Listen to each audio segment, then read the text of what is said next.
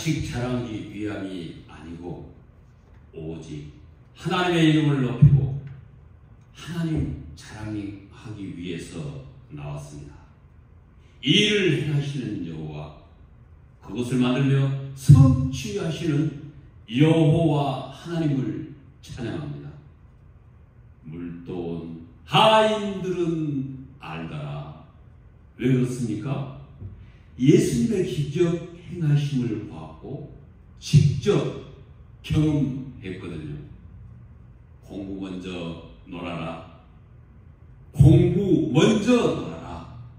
자녀교육 성공법의 혁신적인 교육 지침서를 출판한 저자 박세용 장로입니다.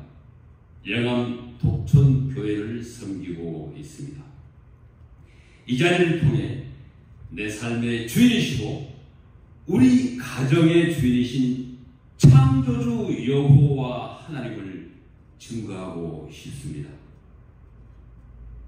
나의 책이 역발상적인 소재의 획기적인 교육 지침서로 출판되었기 때문에 내가 대한민국 학부모들에게 희망이 되기를 소망하면서 저의 경험층에서 실천적인 내용 중심으로 책을 썼기 때문에 충분한 은혜와 유익이 될 것입니다. 공부는 대한민국 학부모들에게 최대의 관심사입니다. 부모에게 자녀교육 문제는 초미의 관심사이지요. 세계는 지금 조용한 교육 전쟁 중입니다. 강남 8합군 근교에 청소년 우울증 환자가 급증하고 그 부분에 정신의학과 병원이 가장 많이 분포되어 있다고 보도된 현실 상황에서 자녀교육 문제로 그러한 고통과 괴로워하는 부모들의 마음을 내가 너무 잘 알고 있기 때문에 그 심정을 충분히 이해하며 공감하고 있습니다. 그래서 그 고통의 터널을 지나 밝은 빛을 볼 수 있도록 저를 이끄신 하나님의 은혜를 이 시간 함께 나누고 싶은 것입니다. 하나님께서 맡겨주신 귀한 선물, 우리 아이들, 내 아이들 절대 포기하지 마십시오. 내 아이만, 우리 집 아이만 학원 보내지 않으면 영원히 뒤떨어질 것 같고 계속해서 안 될 것 같은 불안한 마음, 혹시 내 아이가 사회에 나가다라도 되어버리면 어쩌나 하는 근심, 걱정, 염려, 도태될 것 같은 불안한 마음이 엄습해오자 어쩔 수 없이 학원비, 사교육비 마련을 위해 아파트 평수를 줄이고 아파트 전세를 월세로 전환하고 심지어 알바에서 학원비를 보태고 자녀교육을 위해, 다시 말해서 학교 성적 실력 향상을 위해 모든 헌신을 다해 희생하며 자녀교육에 혼신의 노력을 다 하고 있습니까? 혹시 이 자리에 학원 사업하시는 분이 계신다면 이해와 양해 부탁드립니다. 대한민국 통계청 발표에 의하면 2022년도 1년간 사교육비 지출액이 약 25조 원입니다. 작년 2024년도 1년간 우리나라 사교육비 무려 얼마인지 아십니까? 29조 2천억 원이 지출되었다는 국가통계청 공식 발표가 있습니다. 그렇다면 대한민국 사교육비가 매년 약 2조 1천억 원씩 증액되고 있는 반면에 오히려 학령 인구는 매년 몇만 명씩 감소되고 있는 기이하고 놀라운 사회 현상입니다. 제가 공부 먼저 놀아라 책을 출판한 지 약 5일 정도 지났을 때 제 책이 최초 매우 역발상적인 독특한 소재로 쓰여진 실천적인 책이기 때문에 아이러니컬하고 많은 궁금증을 유발케 해서 인터넷 검색이 뜨겁게 달궈지고 있을 무렵 저의 책을 검색한 친구가 있었습니다. 학원 사업으로 대성공한 친구에게 전화가 왔습니다. 친구야, 책 출판했던데 축하한다. 고생했다. 그런데 말이야, 박 박사가 그런 책을 써버리면 우리처럼 학원 사업하는 사람들은 밥 굶어 죽겠어. 우리같이 학원 사업하는 사람들은 어떻게 밥 먹고 살라고 그런 책을 썼느냐고 핀잔스러운 말을 하였습니다.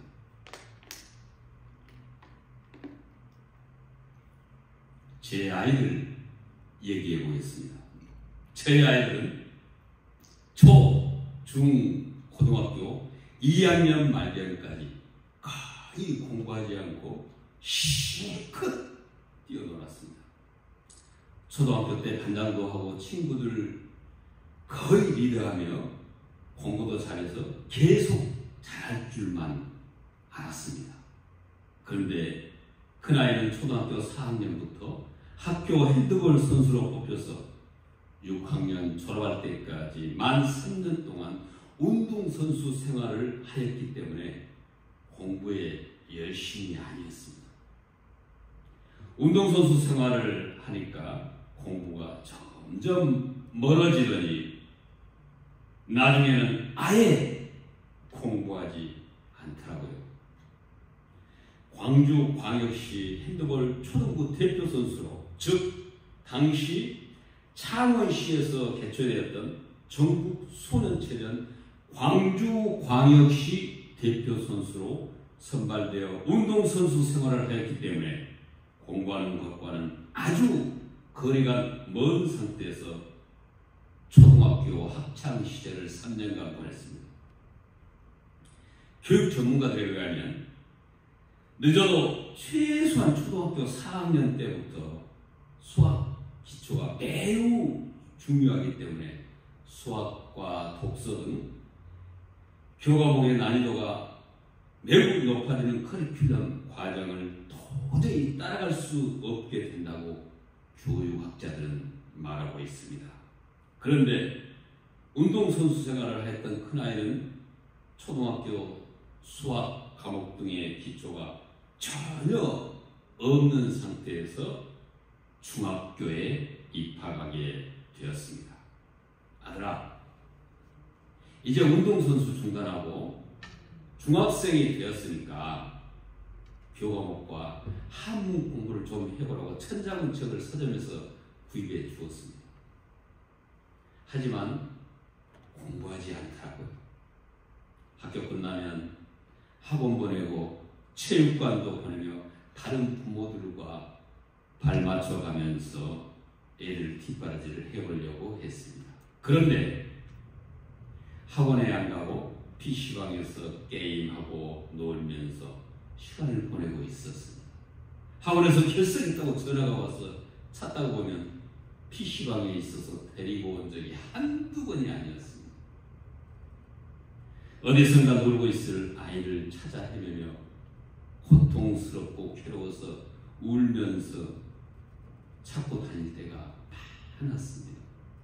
많이 울기도 하였습니다. 참으로 괴롭더라고요.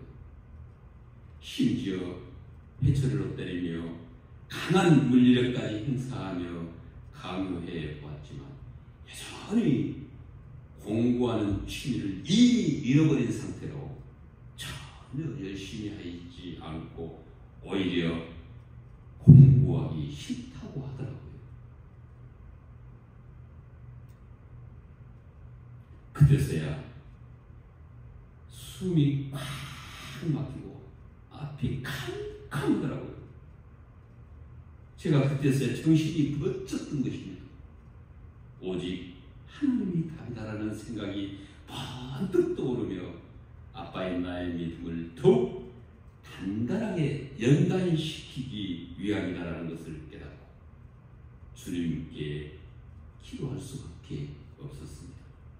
하나님이 나에게 맡겨주신 자녀를 내 소유로 여기고 내 마음대로 내 욕심대로 내가 부모님 내가 해보려고 했다는 것을 뒤늦게 깨달았습니다. 자녀를 내가 키우면 내 수준이 되고 하나님이 키우면 하나님 수준으로 자란다는 말이 있듯이 부모의 바른 가치관이 결국은 아이들을 바른 길로 안내한다는 것입니다. 매일같이 마음껏 뛰어놀고 자기 방문 걸어서 걸고 컴퓨터 게임하고 PC방 가서 게임하고 놀고 밖에서 실컷 뛰어놀도록 내버려 두었습니다. 아이들은 놀이를 즐기는 문화 속에서 희열감, 성취감과 승리의 쾌감을 만끽하며 놀고 싶은 욕구가, 놀고 싶은 본능적인 이 욕구가 공부해야 한다는 부담감, 의무감을 압도해버린 상태에서는 아무리 공부하라고 강요해도 공부하지 않습니다. 대신 신앙교육과 교회 생활은 철저하게 지도했습니다. 제 가정은 제가 오랫동안 모셨고 제 아이들을 사랑으로 정성스럽게 잘 키워주셨던 장모님이신 정귀심 원사님, 큰아들, 작은아들 모두에게 아이들이 아주 어린 유치원 때부터 매년 추수감사와 맥주감사, 절기헌금은 위 3명 가족 모두에게 각 30만 원씩 항상 하나님께 드리도록 미리 준비해 주었습니다. 그런데 큰아이가 고등학교 1학년 때 하루는 도서관에 갔다가 그 무렵 한참 학생들에게 유행이었던 친구 mp3를 빌려서 듣다가 책상 위에 올려놓고 잠깐 화장실에 갔다 오니까 없어져 버린 것입니다. 잃어버린 친구의 mp3를 변상해 주기 위해서 맥주감사 헌금을 동생하고 같이 엄마가 준비해준 헌금 봉투에서 각 25만 원씩 빼내서 새로운 mp3를 구입해 친구에게 변상해 주고 나머지 5만 원씩만 헌금했다는 것입니다. 때마침 광주 평화교회 헌금회계 안수집사가 외삼촌이라서 아이들의 외삼촌이 집에 와서 누나, 요즘 형편이 갑자기 어려운가? 라고 묻습니다. 왜 그러느냐고 하니까 이번에는 조카들이 맥주감사 헌금을 5만 원씩만 했더라고 알려주어서 아이들이 헌금을 빼먹었다는 도둑 사건을 처음 알게 되었습니다. 그때 엄마 아빠에게 혼난 사실도 있었습니다. 그래서 하나님께 철저히 잘못을 깨닫고 회개하도록 훈계하고 그 다음 주일에 각 30만 원씩 다시 맥주감사 헌금을 준비해서 새롭게 헌금하게 했던 사건이 있었습니다. 하나님은 늘 보고 계시고 모든 것을 다 알고 계신다는 것을 잊지 말라고 항상 일러 주었습니다. 제 아이들은 교회에서 전도는 항상 1등이었습니다. 교회 행사는 모두 다 참여시켰고 고 3학년이라도 수련회는 당연히 의무로 참석하였으니까요. 그래서 공부를 절대로 우선하지 않았습니다. 학교 성적은요, 공부를 하지 않고 마음껏 뛰어놀고 놀다가 지치고 힘들면 푹 쉬고 자유스럽게 잠자고 부담 없이 놀기만 하는데 응당 중하위권이었습니다. 서울 관악구에 소재한 S대 한국 탑스쿨, 세계적인 미국 탑스쿨, 이런 학교는 꿈에도 그려보지 못했습니다.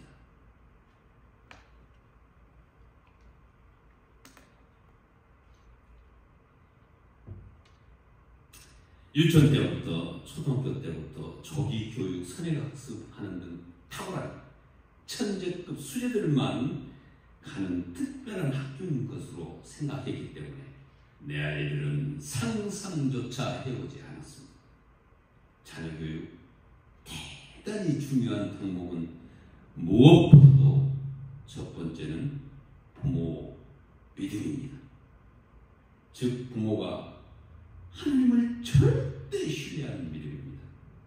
내 의지와 자아를 온전히 주님께 내려놓고 시선을 하나님께 맞추고 오직 하나님만 믿고 의지하며 말씀대로 순종하고 배운 대로 행해야 된다는 굳건한 믿음입니다.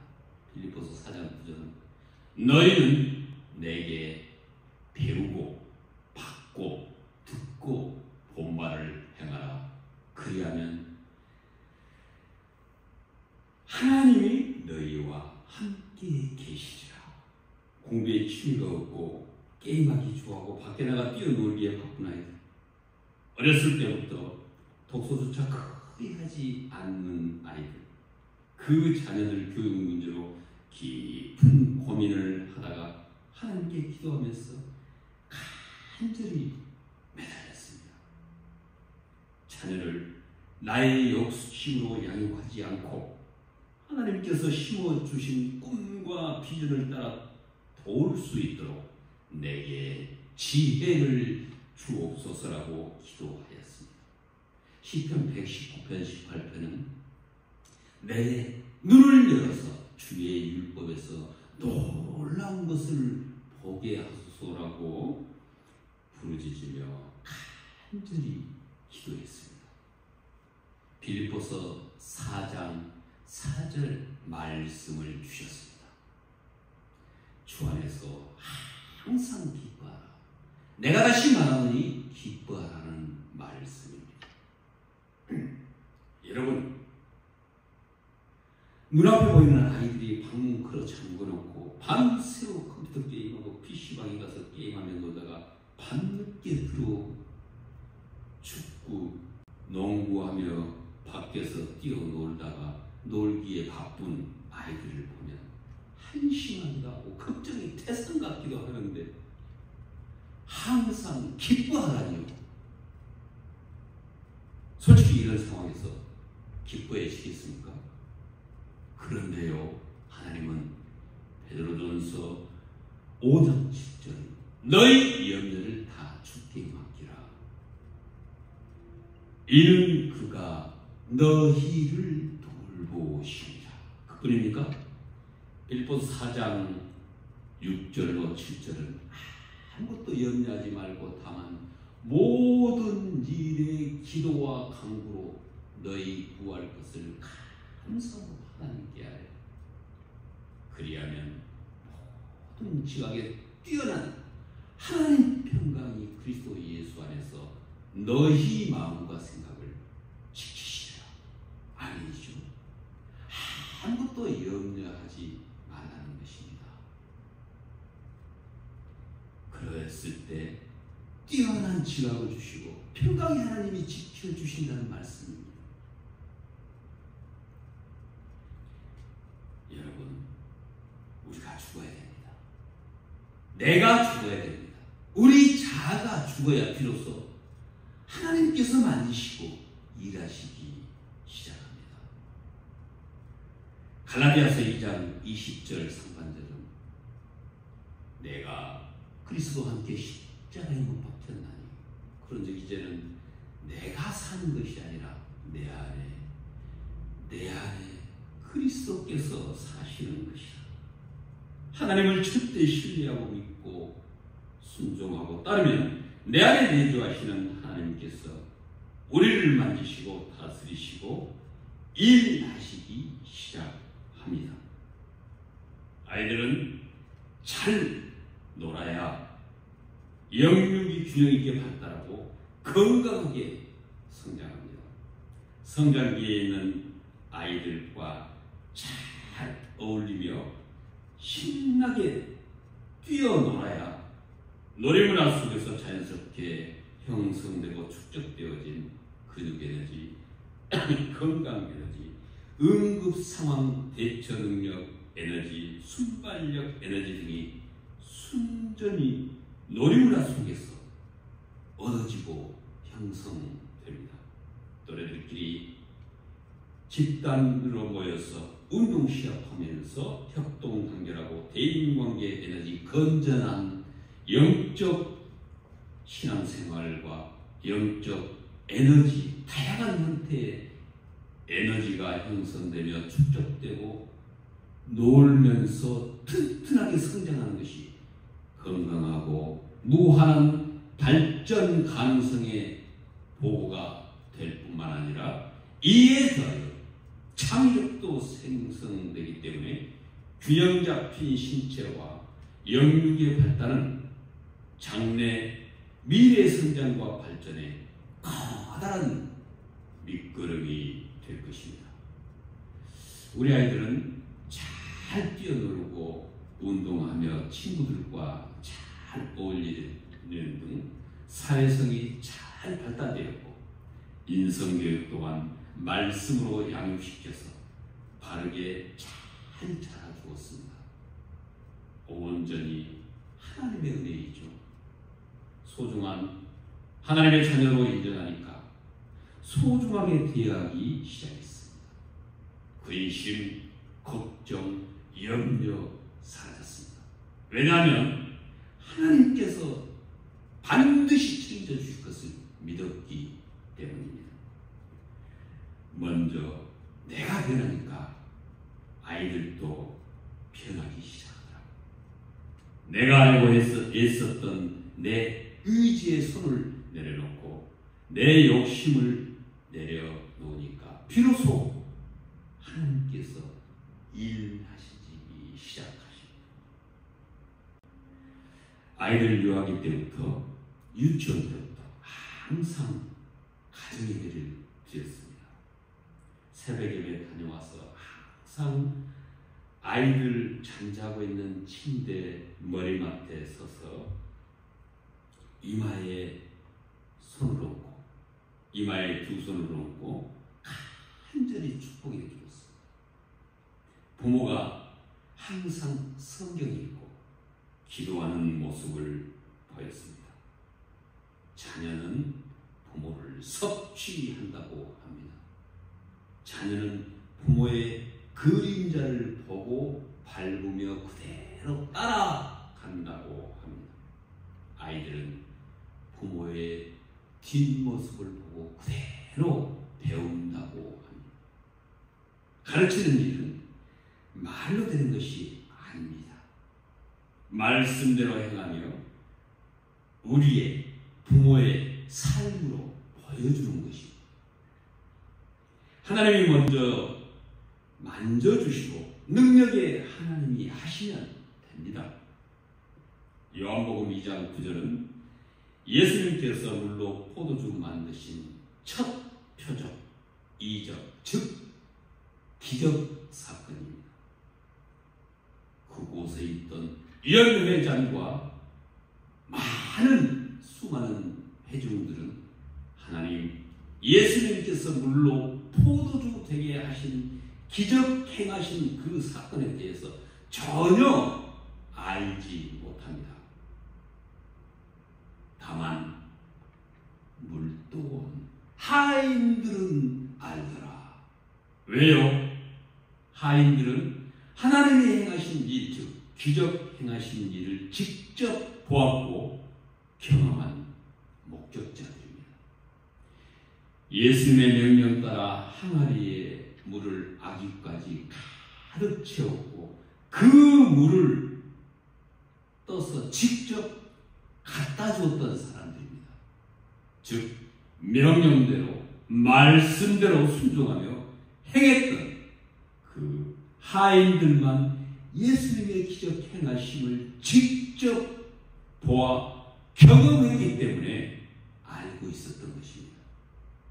하인들처럼 예수님께서 기적 행하심을 직접 경험하고 성령 체험한 자가 하나님의 증인이 될 것입니다.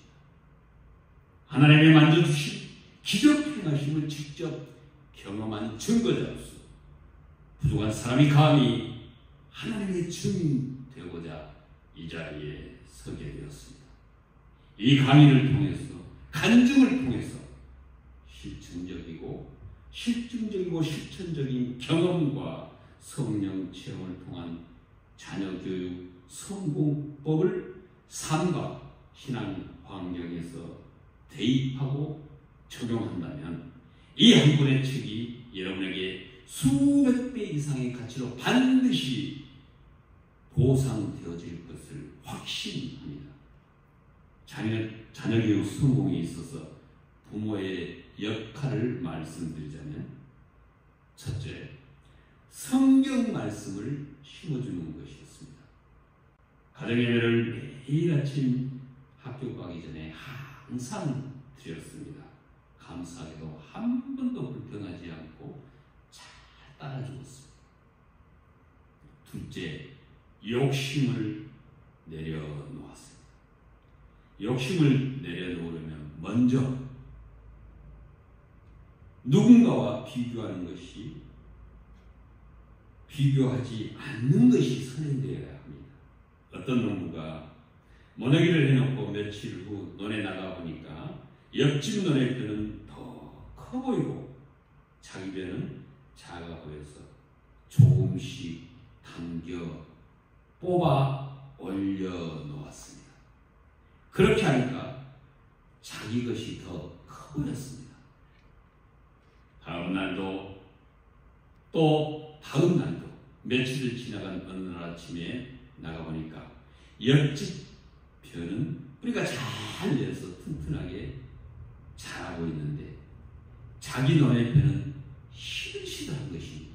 알고 보니 며칠 동안 억지로, 인위적으로, 일부러 당긴 벼가, 뽑아 올려놓은 벼가 뿌리를 못 내리고 죽어가고 있었던 것을 보고 후회했다는 이야기가 있습니다.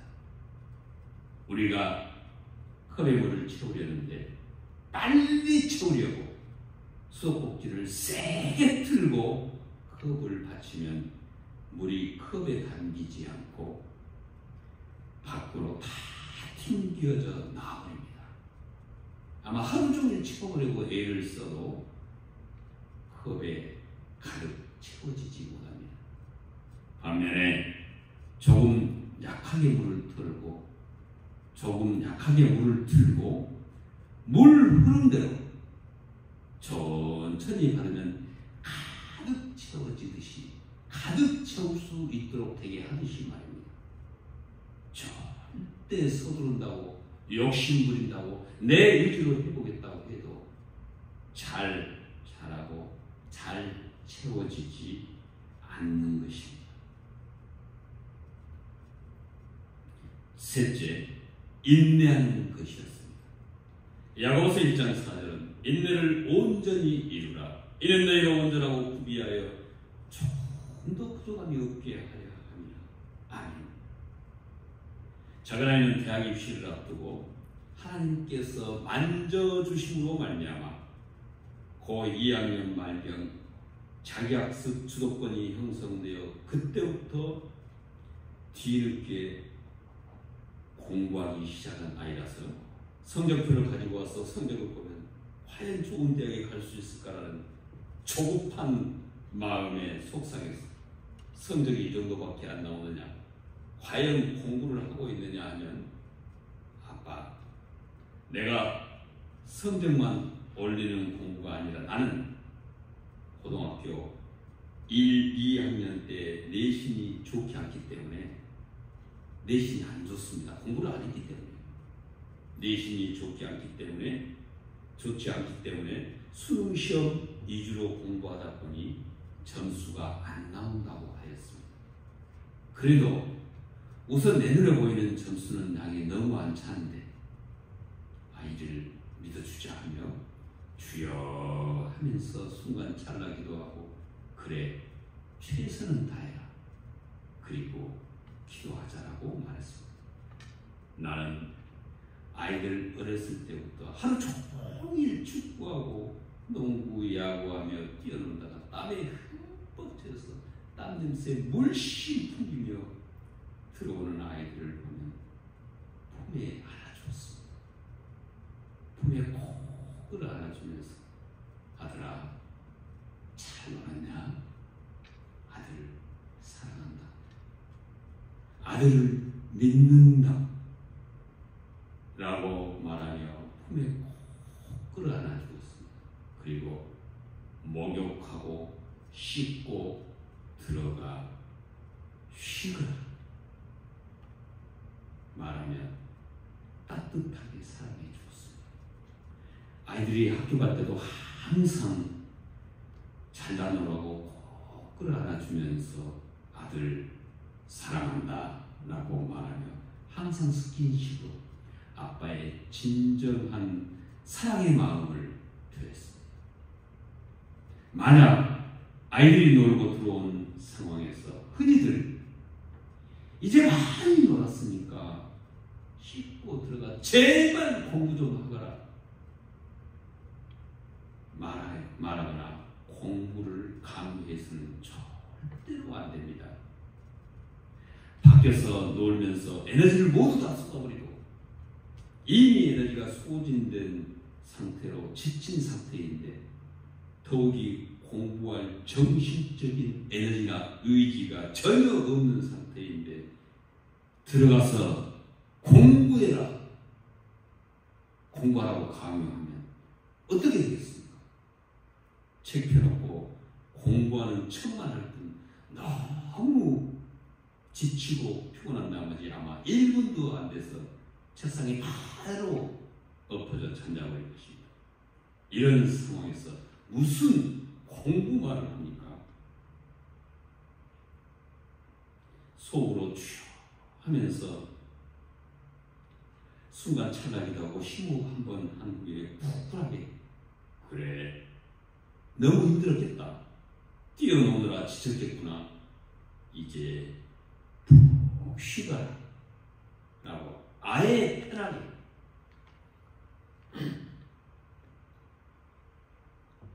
아이 현재의 상황을 인정하고 감정 상태를 공감해 주면서 편하게 자유를 줘버리는 편이 훨씬 낫습니다. 왜 그렇습니까? 스트레스는 쌓이지 않게 해줘야죠. 아무리 공부하지 않고 놀았다고 하더라도 말입니다.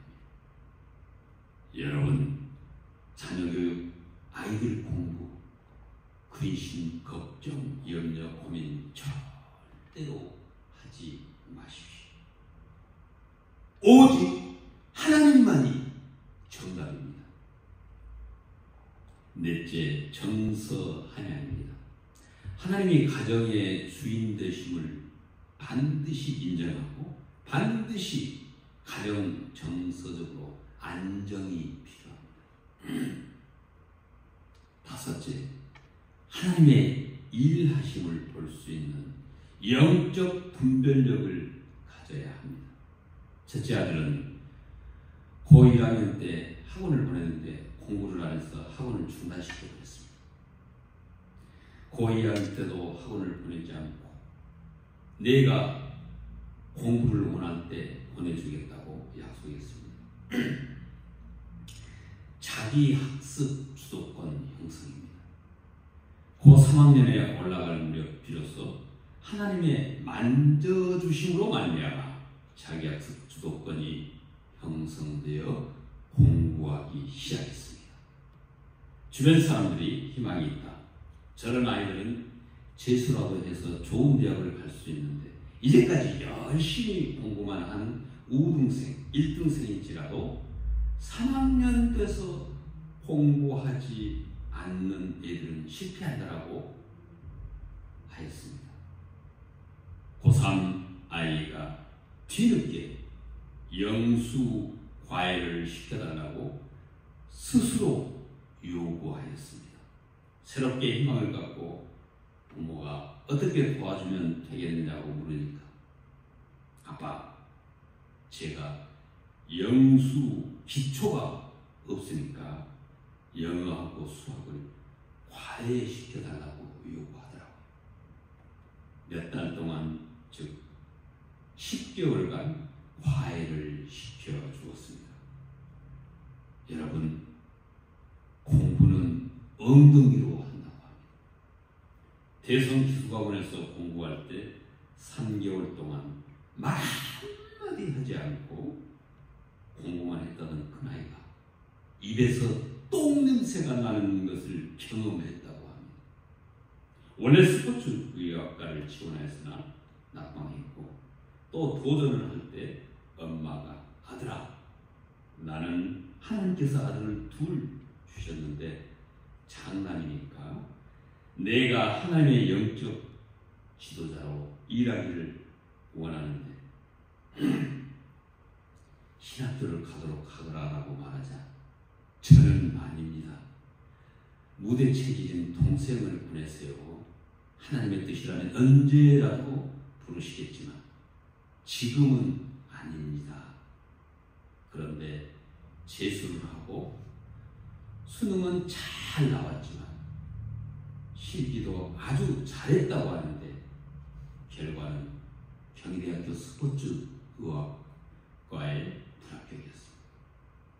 삼수를 하는데 집에서 공부하면서 공부도 주를 위해서 하는 것이라면서 주일에는 교회 영상 담당하며 교회 봉사도 잘하고 점점 믿음이 성숙해가고 있었습니다. 하나님께서 점점 다듬어가고 계신 것이다라고 생각했습니다. 수능이 몇 달 안 남은 7월쯤 돼서 전화가 왔습니다. 아들은 갑자기 신학교를 하겠다고 한 것입니다. 원래 이과라서 문과 공부를 다시 해야만 했습니다. 총신대는 바로 합격하고 총신대 신학대학원과 동계 어학 강좌 면제 시험까지 무난히 좋은 성적으로 합격하여 총신대 신학대학원을 졸업했습니다. 목사 안수를 받았습니다.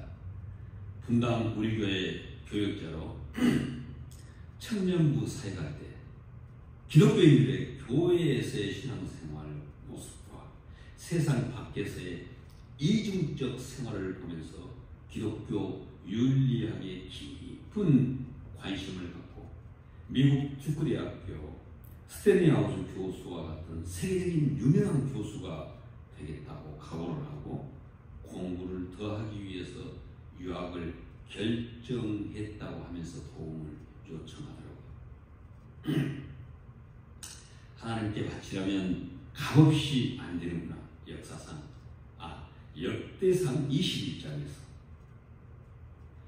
다윗이 오르난 타작마당에서 여호와께 드릴 번제물을 값없이는 번제를 드리지 아니하리라고 했던 말씀이 생각났습니다. 아들을 주님께 바치려면, 주님께 드리려면 값을 치러야 한다는 것을 깨달게 되었습니다. 기독교 윤리학계 세계 최고 1인자인 스탠리 하우스 교수가 계신 미국 주크대학교에 합격한 것입니다. 기적입니다. 하나님의 하심이죠. 하나님의 은혜로 주크대학교에서 스탠리 하우스 교수 논문 지도를 받고 석사 학위를 취득하고 미국 주크대학교 대학원을 졸업하고 곧바로 미국 한인교회 담임 목사로 청빙되어 목회 사역을 잘 감당하고 있습니다. 둘째 아들은 한국 해양대학교를 합격해 놓고 1년만 더 공부하면 고려대학교 영문학과는 능히 갈 수 있을 것 같으니까 재수해서 장차 국가정보원에서 일하고 싶다고 하며 한번 도전해 본다고 자신감 있게 말하더라고요.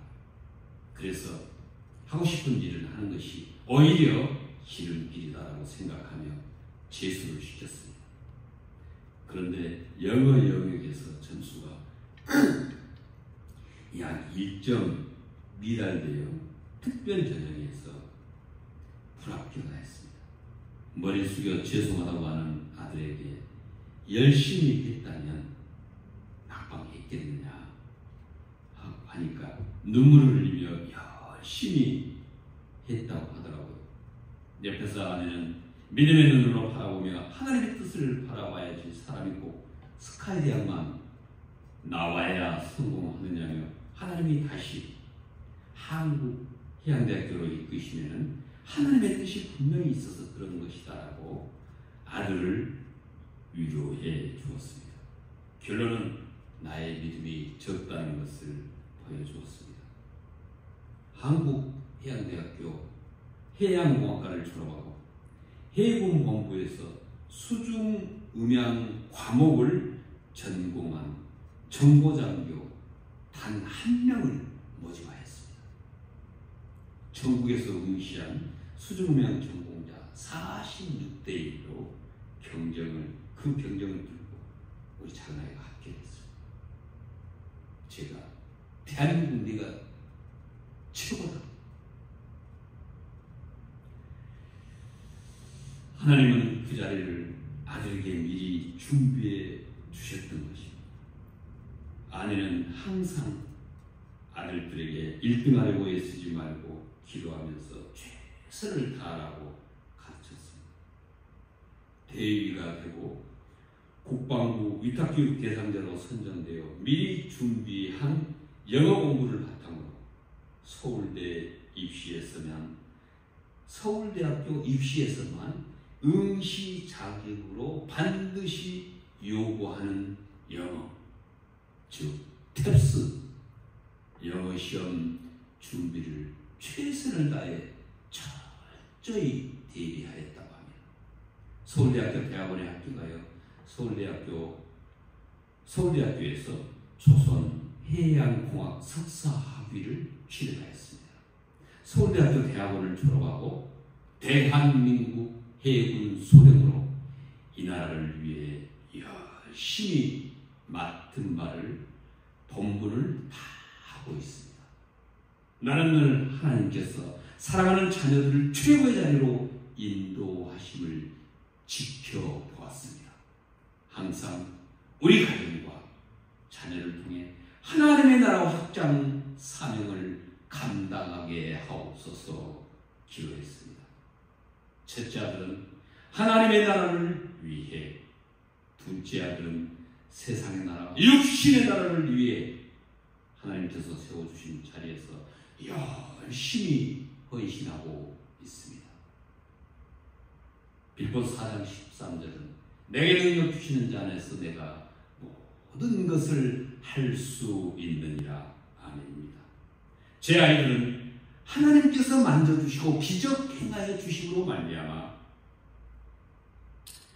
한국 탑스쿨, 세계적인 미국 탑스쿨의 각 학적을 두게 되는 기적적인 학업 성취 목표가 달성되었던 것을 저는 확인했습니다. 하나님이 만져주시고 능력 주시면 반드시 성취된다는 것을 믿었고 직접 경험했습니다. 그렇습니다. 하나님 말씀 의지하고 온전히 주님께 맡겼습니다. 전적으로 하나님이 하셨습니다. 여러분, 비록 현재 공부하지 않는 아들, 딸, 손자, 손녀들일지라도 부모의 신앙, 믿음과 간절한 기도로 말미암아 결국 하나님이 능력 주시면, 즉 하나님께서 만져주시면 반드시 자기 학습 주도권이 형성되고 그래서 공부하기 시작한다는 것을 믿으시기 바랍니다.